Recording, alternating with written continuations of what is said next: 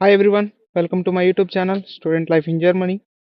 ఈ వీడియోలో language proficiency test course ఏమేమి కావాలో చూద్దాం.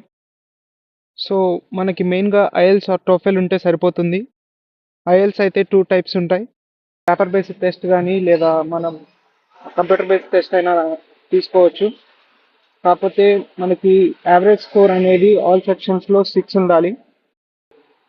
అలాగే ఓవరాల్గా 6 ఆర్ 6.5 ఉంటే సరిపోతుంది. ఆర్ ఎల్స్ మనం టోఫెల్ కూడా తీసుకోవచ్చు. ఇక్కడ జర్మన్ యూనివర్సిటీస్ కొన్ని టోఫెల్ కూడా యాక్సెప్ట్ చేస్తాయి. టోఫెల్ కూడా మనకి 2 టైప్స్ ఉంటుంది. ఏంటంటే ఒకటి కంప్యూటర్ బేస్డ్ టెస్ట్, దాన్ని ఇంటర్నెట్ బేస్డ్ టెస్ట్ అంటారు. ఇంకోటి పేపర్ బేస్డ్ టెస్ట్. మనకి ఓవరాల్గా 86 అబవ్ వస్తే ఇక్కడ చాలా బెస్ట్. మంచి పబ్లిక్ యూనివర్సిటీలో అడ్మిషన్ రావాలంటే అట్లీస్ట్ టోఫెల్ 90 అబవ్ ఉండాలి. అప్పుడైతే మనకి ఈజీగా పబ్లిక్ యూనివర్సిటీలో అడ్మిషన్ వస్తుంది. వీటితో పాటు కొన్ని యూనివర్సిటీస్ ఏంటంటే జిఆర్ఈ అడుగుతుంది. బట్ జిఆర్ఈలో ఆవా అనేది మనకి అట్లీస్ట్ 3 ఉంటే బాగుంటుంది.